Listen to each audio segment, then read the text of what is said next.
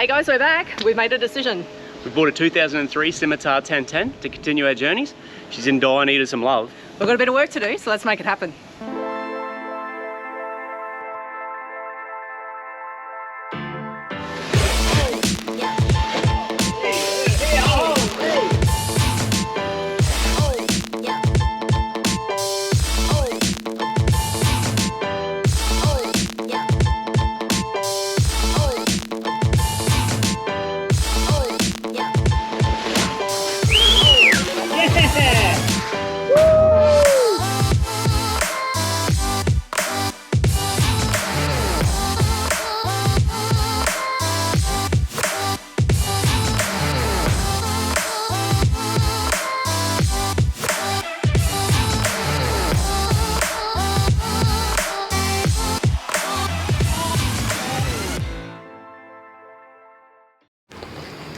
Hey team, we're just doing a little bit of prep.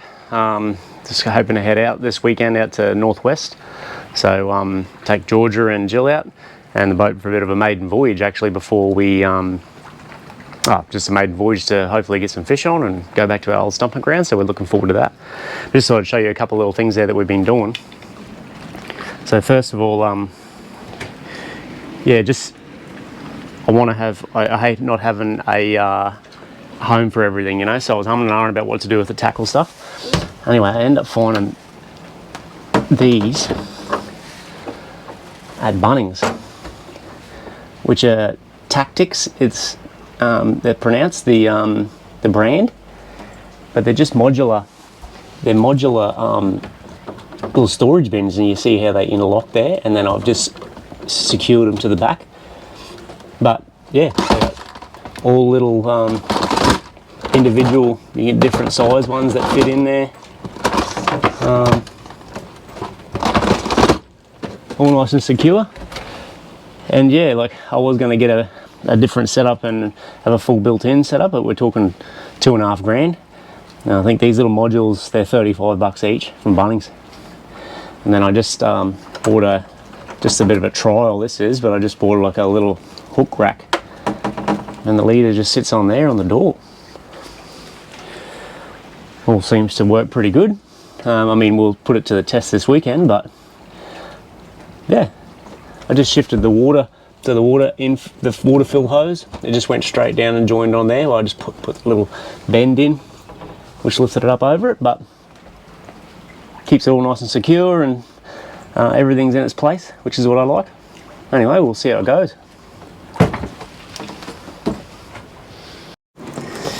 This is in that back cupboard. You can see how big it is. In here we got the little Weber Q, baby Q. I put the tender rollers when it's not in use. Got the tender fuel. And in here is just odds and ends, but it's also perfect size for the tender itself to sit here when we go fishing or anything like that. So just because it's a full inflatable, you can just throw the fish straight in that like a kill bin. So that'll work well. So it's like dual purpose really. And one thing I don't think we ever showed you after it was all said and done was the engine bay. So we'll get in there now. It is one of the downsides of the Scimitars, many people will say, is the room in here. It is a bit of a squeeze, I won't lie, but that was part of the theory for me in sticking with the smaller engines, was that, you know, because we are already a little bit space poor in here, then why make it more cluttered by putting a bigger engine in that you really don't need. So the 110s were a great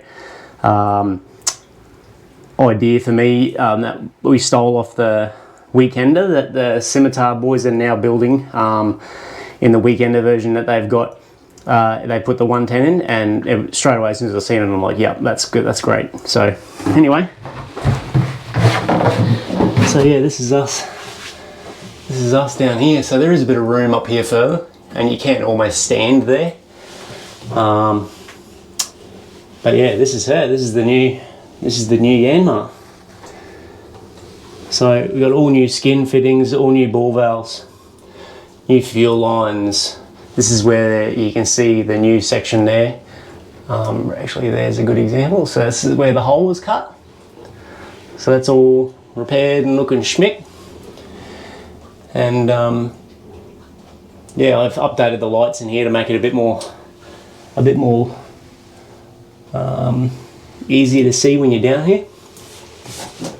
We have run because of the common rails, and a lot of people have voiced their opinion, which is fair, but at the same time, you know, at the end of the day, this is the way it's going. So, so yeah, what we've done is we've got you'll see just up here, we've got the water separator, and then I've also run this Yanmar filter, and then there's another filter at the front there you can potentially just see there.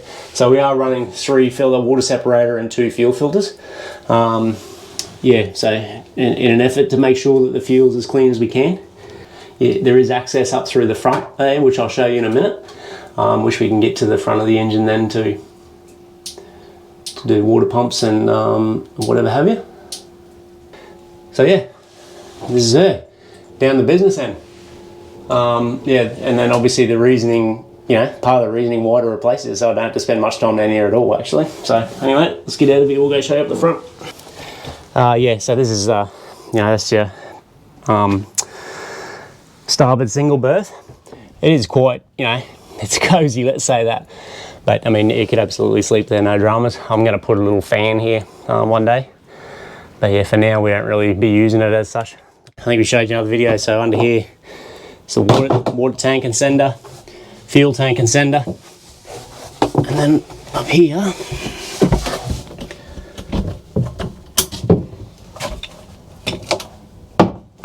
the access to the front of the engines. So yeah, a little bit of room there to get into there and do whatever maintenance we need to do. This side's definitely a lot cleaner and it's a little bit harder access than the other side, but yeah, anyway. So here's the toilet pickup. So yeah, we've got the ball valve brand new, and then we've got the gate valve. So that's what I was thinking was happening, is because the toilet line there you see and it runs up and the toilet sits above here, you know, because water level's probably, I don't know, here, yeah, I think what's happening is this gate valve in here has got a little flap and it shuts downwards this way. Obviously to stop the water draining back down, but what I think's happening is that after say a week, if the boat's sitting here, it drains down, it just slowly seeps past, and because the water level's less than this, I think then the salt must crystallise on the seal and shut it a little bit. So if it stays too long shut, the pressure up hasn't got enough pressure just to bust it. Because the other day I shut the valve, opened this up, I couldn't lift it with my finger, but I got a little screwdriver and just the slightest pick, and it popped open, and then from then on the toilet primed. So yeah, we'll see how it goes. I'm just going to keep an eye on it for now, just to say, because it is primed now, yeah, and we'll see how we go. So if it does it again, what I'm going to do is I'll open that up and I will put just a tiny bit of Vass around the seal and let it go again and just see. And if that's fine, all good. If it's not again, then I'll shut this and we'll see and do a test from there, just to see if that holds that water in the system there, which hopefully will stop that. So we'll see. That's not ideal to shut this every time, I don't think, but probably not bad practice. But yeah, it's just not something I really want to do. So we'll see how that goes anyway. Well,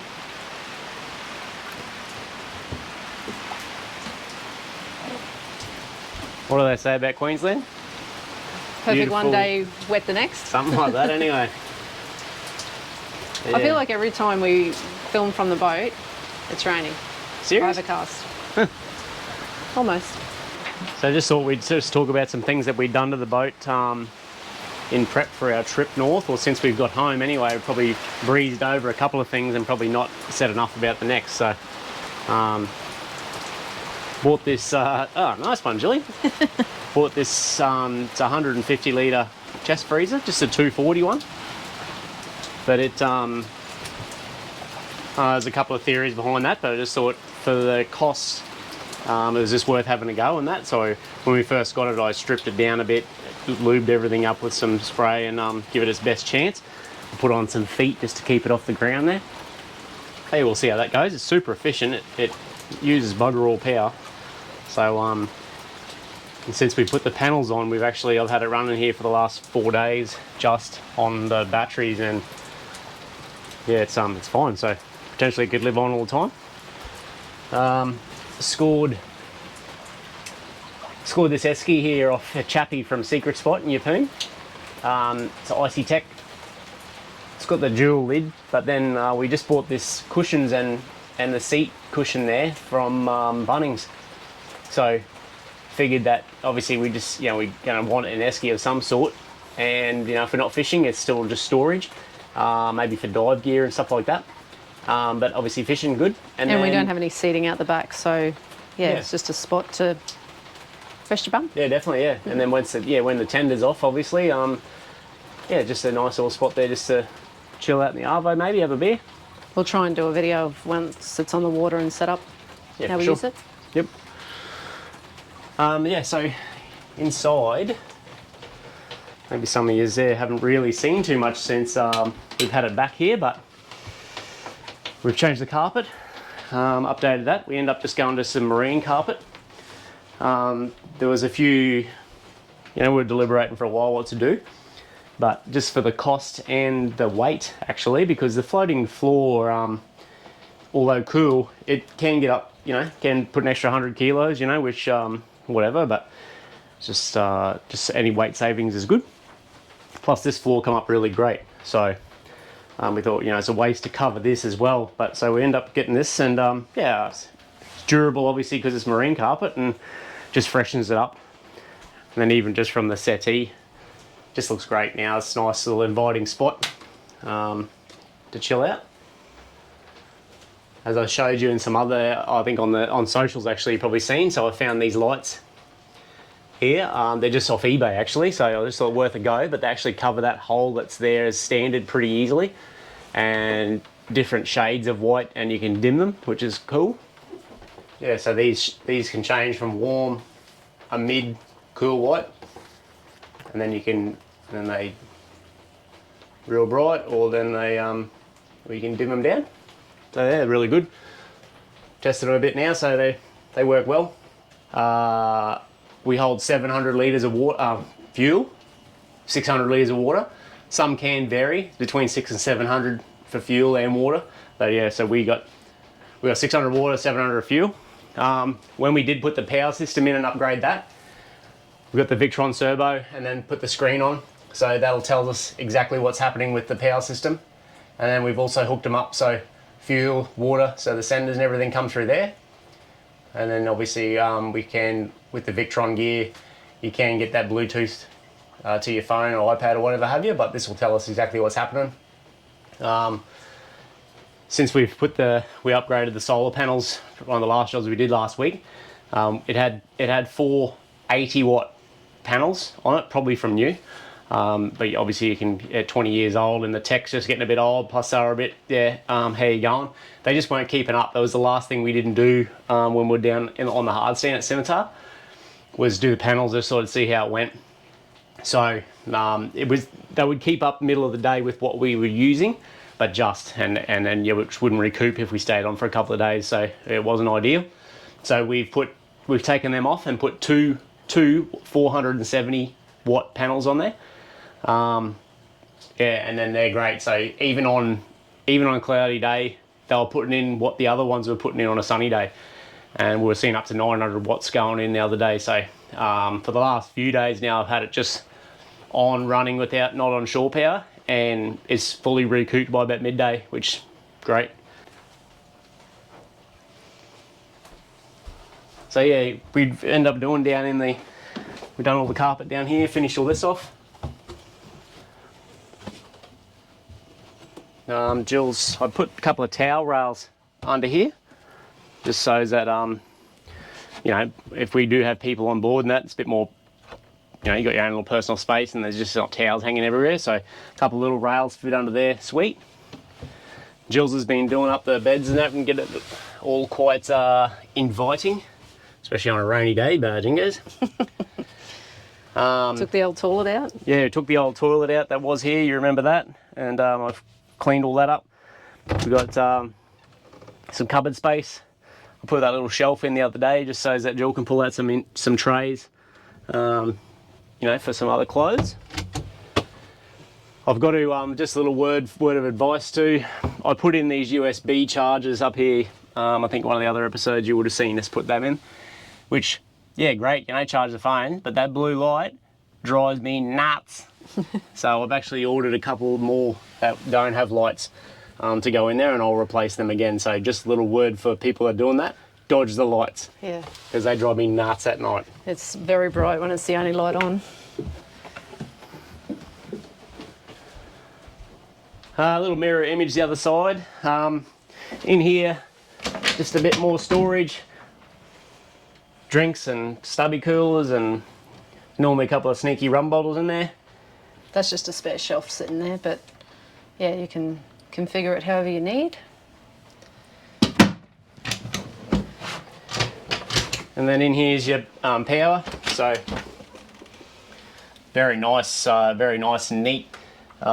It's pretty cool that it's actually got a little sign down here that it was done originally by ADL Marine.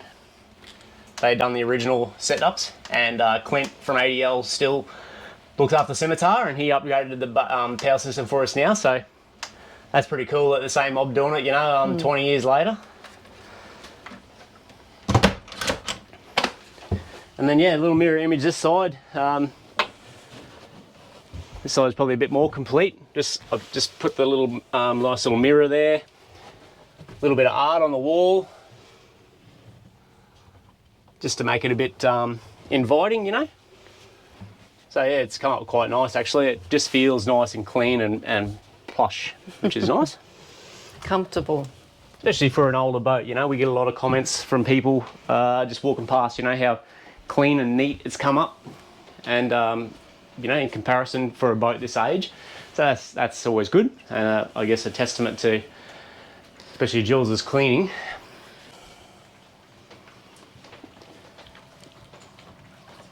The bonus for us was having the internal door on the bathroom. Obviously, where you've seen where we run the tender outside, there's blocking that door. So it is a bonus having the internal door. And you know, even if the tender's not on there, honestly, we just come through here anyway. So if I had it my way, I'd probably block that door off.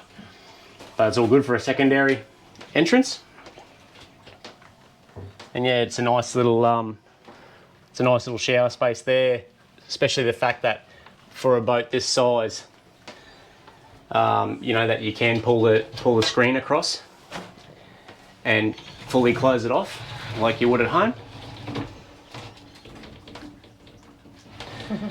And it keeps it separate then, you know, which is pretty unique for a boat this size. Quite a lot of boats this size still would have what they would call a wet head, where you would shower and, you know, potentially all your basin and toilet and everything would be wet, which isn't the end of the world. You're on a boat, but it is nice to have a bit more civilised where you can have a shower in an actual shower cubicle and then get out and dry yourself off and all that sort of business, and you're not getting everything wet. So that's cool. We really love that part.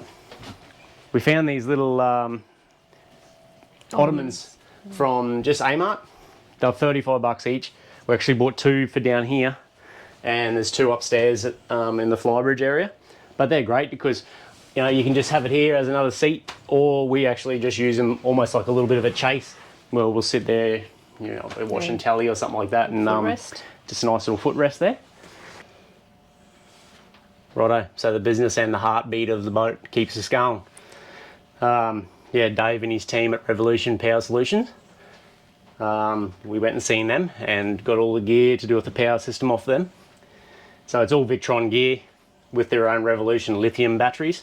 So we run three 200 amp lithiums, gives us 600 amps of power, which is more than enough for what we need. We've got two full river start batteries. Funnily enough, a lot of the boats are only a single start battery, but for both the engines, which I was quite surprised with, having, you know, always having cats, power cats. You know, we've always had dual starts, so that was something I was keen on.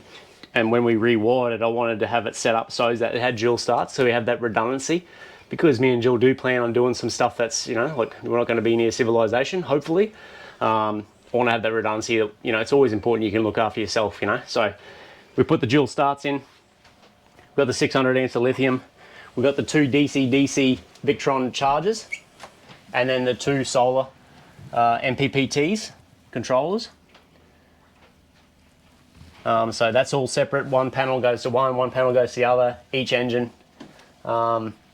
And we've got a start battery charger, which we can turn on or off as we need. The 240, sorry, they're all the engine and solar circuit breakers.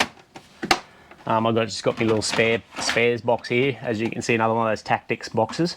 But I just got little odds and ends and spares, a bit of electrical stuff and whatnot in here. And then we've got the Victron Multi Plus 2 3000 inverter, which fits perfectly there.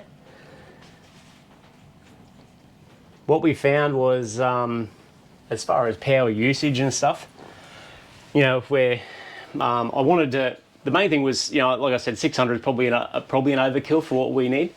We haven't really got a whole lot. Now I've got the freezer at the back. It's probably the only thing that runs 240 constantly.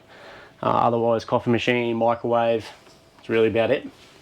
Otherwise 12 volt stuff. So I don't think, you know, we get down to around maybe 85%, somewhere around there. Most, like on your standard morning, you'd wake up and it's down to 85%, which is just heaps, you know, and then we're full, like I said, with a new solar now by lunchtime, which is ideal.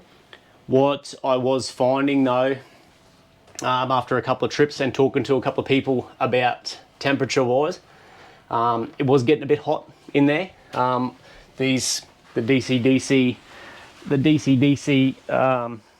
chargers. One day we were over at Keppel there cruising along, and I come down just to test it, and it was quite hot to touch the fins and that. There's not a whole lot of ventilation under there. And then even then, when it's just on the solar panel, the solar controllers get a bit hot. Not ridiculous, but they do. And even the inverter, then if we come back and it needs to bulk fill from the shore power, then that inverter gets quite hot as well. So literally yesterday I just finished, and I found these little, they're like vent fans, so they're evac. So there's 2 little fans you'll see inside here. And they actually just suck it out.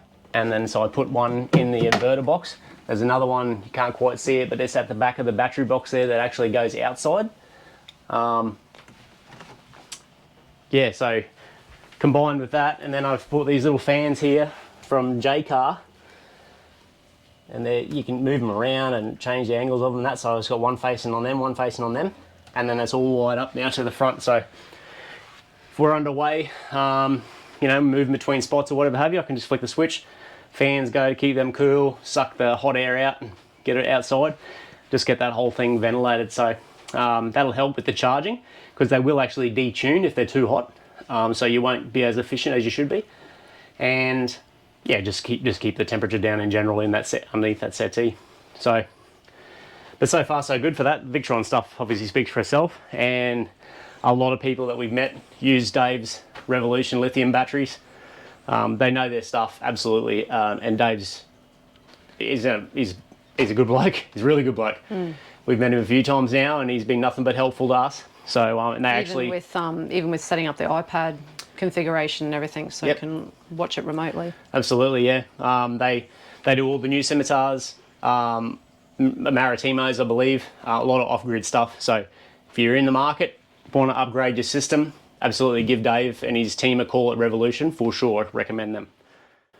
Righto, so I think that's enough of the walkthroughs and the bloody work. Let's have some play, I reckon, eh? We'll hopefully we'll get out this weekend, have for a fish, and then a couple more little things.